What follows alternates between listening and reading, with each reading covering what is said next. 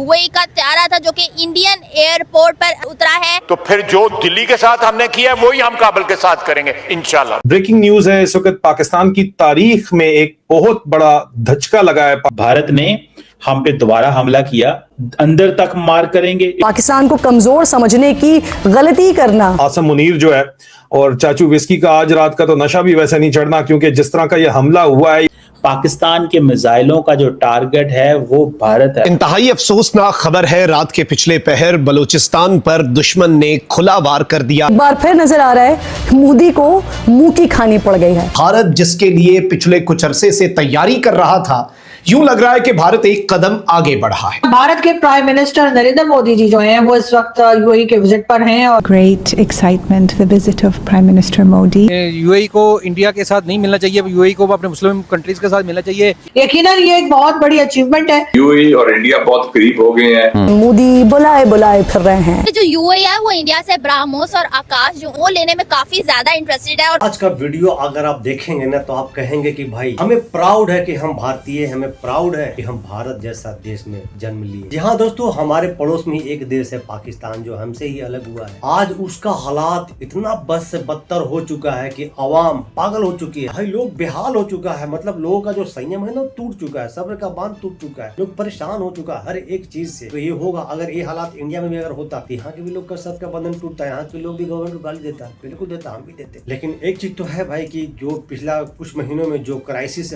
हर देश में हुआ है वो इंडिया में भी नहीं हुआ है, और फिर भी वहाँ की सरकार चौधरी बने फिर रहा है। दोस्तों आज का वीडियो आप पूरा एंड तक देखिएगा। नमस्कार, मैं आपको दोस्त रिपीट, चलिए देखते हैं वीडियो। इंडिया यूएई रिलेशन की अभी जो है रिसेंटली एक कार्गो त्यारा C-17 ग्लोब मास्टर यूएई का त्यारा था जो कि इंडियन एयरपोर्ट पर, इंदिरा गांधी एयरपोर्ट पर उतरा है।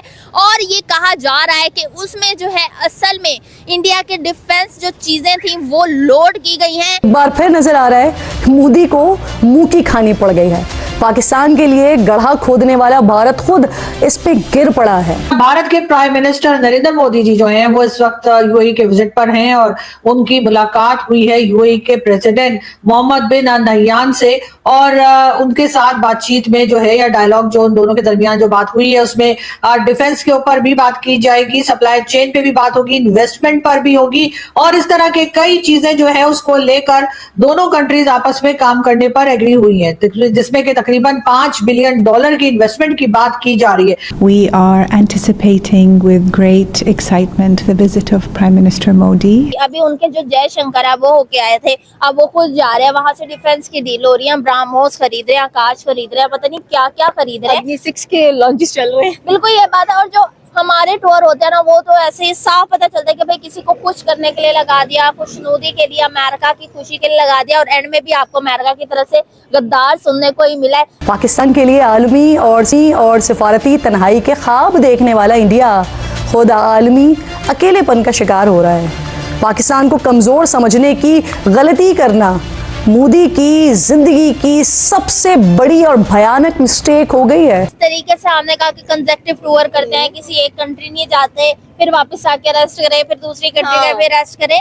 देखिए यहाँ पे आ जाती है माइंडसेट की बात। जब हम बात करते हैं ना कि 5वीं, 4थी, 3री बड़ी इकोनॉमी बनने जा रहे हैं, तो वहाँ पे ये उनकी ये सारी एफर्ट्स बैक पे होती हैं, जिसमें हम जब पब्लिक से पूछा जाता है कि भाई ऐसा क्यों रहा, तो वो मुंह खोल के कह देते हैं भाई उनकी पॉपुलेशन ज्यादा है। तो भाई आपकी पॉपुलेशन छोड़े, आप उनकी चीजें देखें, उनकी स्ट्रेटेजीज देखें। यूएई को इंडिया के साथ नहीं मिलना चाहिए, यूएई को अपने मुस्लिम कंट्रीज के साथ मिलना चाहिए। वो मुसलमान है सारे, उनको चाहिए कि वो सारे आपस में मिल के रहें और पाकिस्तान के साथ डिफेंस की कोई डील करें, ना कि इंडिया के साथ कोई डील करें। यकीनन ये एक बहुत बड़ी अचीवमेंट है जो भारत को मिली है और भारतीय प्राइम मिनिस्टर जो है वो यकीनन यही सब कुछ बात करने के लिए गए और ये इन्वेस्टमेंट जो है यूएई की तरफ से की जाएगी और एक बहुत बड़ा अचीवमेंट है। और वैसे भी आपको पता है कि यूएई और इंडिया बहुत करीब हो गए हैं, $100 बिलियन की ट्रेड की बात हो रही है। ये तो डिफेंस की बात की जा सकती है, ट्रेड की बात की जा सकती है, सेमीकंडक्टर्स की बात की जा सकती है, उसके बाद ग्रीन हाइड्रोजन की बात की जा सकती है। मतलब कि मल्टीपल चेन्स हमें नजर आने वाली हैं। जो मिडिल ईस्टर्न कंट्रीज हैं उनमें यूएई जो है उसने ना अपने आप को इसराइल के साथ अलाइन किया हुआ है। इसराइल ऑलरेडी इंडिया के साथ अलाइन है। आगे जो एग्रेशन हो सकती है पाकिस्तान के खिलाफ, उसमें स्पेशली इसराइली टेक्नोलॉजी उसका इस्तेमाल बढ़ सकता है। पाकिस्तान के हाथों मार का हक में मार खाकर मोदी ने राफेल तैयारे गिराकर न सिर्फ फ्रांस की साख मुतासर की, बल्कि भारत की झूठी ताकत का भांडा भी बीच चौराहे फूट गया। और इस आलमी बेइज्जती के बाद से मोदी बुलाए बुलाए फिर रहे हैं कि मोदी जी का ये जो विजिट है ये बहुत ज्यादा इंपॉर्टेंस रखता है। और उसकी एक रीजन ये भी है कि कई जगह ये बात भी की जा रही है कि 3 कंट्रीज मिलकर काम करेंगी और इन्वेस्टमेंट करेंगी और डिफेंस और हर चीज के ऊपर काम किया जाएगा। और उसमें जो है वो यूएई भी है, भारत है और इजराइल। यूएई के सदर शेख मोहम्मद बिन जायद अल नहयान और भारतीय वजीर आजम नरेंद्र मोदी की मुलाकात के दौरान दोनों रहनुमाओं ने 6 साल में 2 तरफा तिजारत को $200 अरब तक बढ़ाने और एक स्ट्रेटेजिक दिफाई शराकत कायम करने का वादा। जिस तरह इंडिया फोकस करे यूरोपीय यूनियन के साथ, जो उनकी मदर ऑफ वर्ल्ड डील थी, वो सबसे बड़ा उनका फ्री ट्रेड एग्रीमेंट था। और भी मतलब कंट्रीज के साथ, कनाडा के साथ, मतलब इस तरह के एग्रीमेंट पे उनका सारा फोकस है। सारा का सारा फोकस जो है वो फुल इकोनॉमी पे लगा दिया है। जो यूएई है वो इंडिया से ब्रह्मोस और आकाश, जो उनकी डिफेंस चीजें हैं, मिसाइल है, वो लेने में काफी ज्यादा इंटरेस्टेड है। और ब्रह्मोस का आपको बता दूं कि रशिया से टेक्नोलॉजी जो ली थी उसके साथ मिलकर बनाया गया। हाँ जी, वो इसीलिए ना कि अगर एग्रेशन, क्योंकि प्रॉब्लम ये है ना कि उसकी सरजमीन पे अमेरिका के बेसिस हैं, बिल्कुल यही बात है। वो ईरान के टारगेट्स पे हैं। पाकिस्तान से हमारा तो उनके साथ कोई ऐसा डायरेक्ट क्लैश नहीं है। हाँ। अब ऐसा कर क्यों रहा है वो मैंने आपको बता दिया कि पीछे स्टाइली लॉबी है। मोदी की इस हालत को अमरीकी सदर ट्रंप के सालिसी के बयानात, पाकिस्तानी अस्करी क़यादत से 1-on-1 मुलाकात और बार बार पाकिस्तान की तारीफ ने मजीद ख़राब कर दिया है। सिर्फ तारीफ ही नहीं, सदर ट्रंप तो मोदी के शाइनिंग इंडिया के नारे को तारीख कर रहे हैं। खास तौर पे जब टक्कर देने की बात आती है रशिया को, अमेरिका को, चाइना को, इंडिया वहाँ की एक चीज है, वो अपना कंपैरिजन बांग्लादेश से नहीं करने लग जाता है, अफगानिस्तान से, पाकिस्तान से। वो अपना कंपैरिजन चाइना तो बनता भी नहीं है ऐसे। बिल्कुल यही बात है, वो अपना चाइना से करते हैं, वो अपना रशिया से करते हैं। सेमीकंडक्टर में भी उन्होंने एक चिप डिजाइन की थी, चाइना को पीछे छोड़ दिया था। वो दिखाते हैं भाई, हम सिर्फ कहते नहीं है, हम करके दिखाते हैं। और जब हम करने की कोशिश करते हैं तो ये हो जाता है। देखें, वो एक एग्जाम्पल सेट करते हैं और दुनिया को उनसे सीखना चाहिए। जब हम अपनी इकोनॉमी का रोना रो रहे हैं, हम कह रहे हैं कि भाई जंग की वजह से पूरी दुनिया में पेट्रोल प्राइसेस आएंगे, तो हम अपने नेबर कंट्री को क्यों नहीं देखते कि वो कैसे ये चीजें जो है मैनेज कर रहे हैं। आप भी कुछ चीजें सीखें, हमारे साथ आजाद हुआ है, हमारे साथ खड़ा है। आज उनकी इकोनॉमी जिस लेवल पे, उनको कोई जरूरत नहीं है टूर करने की, वो बैठ के खा सकते हैं बस। उनको रशिया उन्हें अप्रोच कर रहा है, फ्रांस उन्हें अप्रोच कर रहा है, उन्हें जरूरत ही नहीं है। लेकिन क्या है, वो अपनी आवाम का सोचते हैं। वो जो है मतलब अब जैसे विजिट्स देख लें, वो ऊपर से ऊपर जाने की जब कोशिश करेंगे तो फिर हमें उनकी थर्ड इकोनॉमी नजर आएगी ना। फिर वहां पे हम लोग मतलब जलन के मारे कहते हैं भाई उनकी पॉपुलेशन ज्यादा। पॉपुलेशन को मैनेज करना कोई बच्चों का खेल नहीं है, जिस तरह से उधर मैनेज हो रहा है। हम जब भी बात करते हैं भाई ईरान के साथ रिलेशन सीज फायर करा दी, भाई कहाँ कैश कहाँ हो रही है चीजें। लेकिन इंडिया के रशिया के साथ रिलेशन कैश होते हुए नजर आ रहे हैं, फ्रांस के साथ रिलेशन कैश होते हुए नजर आ रहे हैं। चीजें कैश करने के लिए आपको एक स्ट्रैटेजी की जरूरत होती है, वो इंडिया के पास ही है डेफिनेटली। अच्छा, सबसे पहले इंडिया की अगर बात की जाए तो इंडिया जो है वो हमेशा जो है या तो मेड इन इंडिया पे बात कर रहा होता है या सेल्फ रिलायंट भारत पे बात कर रहा होता है, काम कर रहा होता है। इस पे बहुत ज्यादा हमें काम नजर आता है। चाहे ऑयल क्राइसिस चले हो, दुनिया जो है इधर से उधर हो जाए ना, इनके जो है ये प्रोजेक्ट चलते रहते हैं। हमने पूरी कोशिश की है, दयानतदारी के साथ कोशिश की है।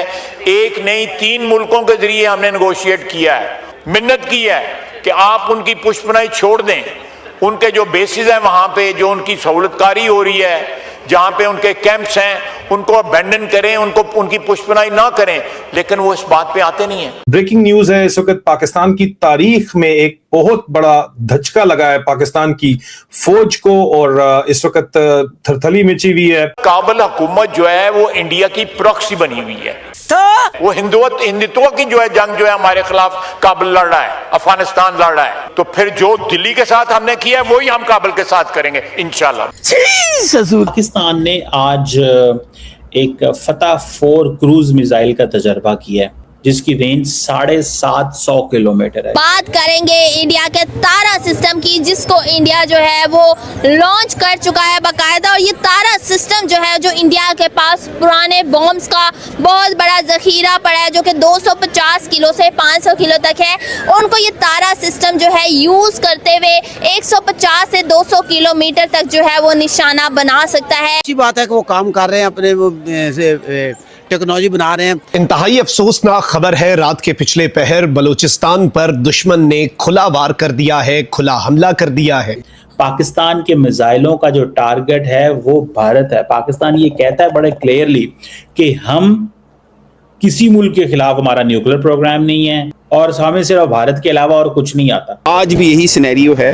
पाकिस्तान की फौज, पाकिस्तान की इस वक्त जो हुकूमत है वो सब एक पेज पे हैं और उनके अवाम उनके साथ है। पाकिस्तान भी अपने मिसाइल लॉन्च कर रहा है, नई चीज़ें बना रहा है, नई चीज़ें कर रहा है। इस जंग ने ये साबित किया कि पाकिस्तान जो है वो गरीब मुल्क ज़रूर है लेकिन इसकी टेक्नोलॉजी ज़बरदस्त है। मेजर जो हैं ये अपने दीगर 4 साथियों सिपाहियों समेत ये शहीद हो गए। एक जानिब खैबर पख्तूनख्वा में बन्नू और फिर लकी मरवत में बड़े पैमाने पर शहादतें, और उसके बाद अब फितना हिंदुस्तान की जानिब से पाकिस्तान की सरजमीन पर खुला वार। अगर भारत ने इनकेस भारत ने हम पे दोबारा हमला किया तो हम ये आपको बताना चाहते हैं कि इस दफा बड़े सख्त आपको नुकसानात होंगे, अंदर तक मार करेंगे। इट मींस कि इन डेप्थ मारेंगे।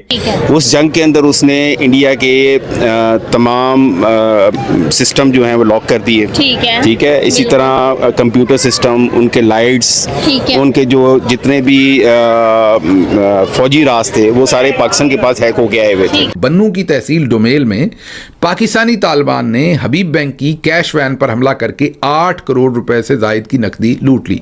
बेसिकली पाकिस्तान ने अपनी पॉलिसी चेंज कर ली है भारत के हवाले से, और वो ये पॉलिसी है कि इनकेस ये कुछ ऐसा करते हैं, पाकिस्तान पे हमला करते हैं, तो हम ये करेंगे कि हम सिंपली भारत के जितने भी कमर्शियल सेंटर्स हैं, इकोनॉमिक एक्टिविटीज जो हैं, वो उनको वहां पे हिट करेंगे। वो पाकिस्तान को आप कमजोर ना समझें, पाकिस्तान को आप ये ना समझें कि वो इंडिया हमसे 5 गुना बड़ा मुल्क है। तो हम 5 गुना छोटे मुल्क होने के बावजूद भी हमारे में जज्बा जहाद है वो हर चीज़ पे गालिब है। हमारी बदकिस्मती और हमारी सिक्योरिटी लेब्स ये कि हमने 1 महीने हमले कर दिए, मगर उसमें हमने कोई बड़ा TTP का सरबराह वगैरह हमने तहरीक तालिबान है उनके हमने कोई बड़ा सरबराह अब तक इन हमलों में हलाक नहीं किया। दुनिया को ये पता चले कि इनकी इकोनॉमी वगैरह कोई नहीं है और इनकी इकोनॉमी कमजोर है, हम इनकी इकोनॉमी को हिट करेंगे क्योंकि ये इनकी स्ट्रेंथ है।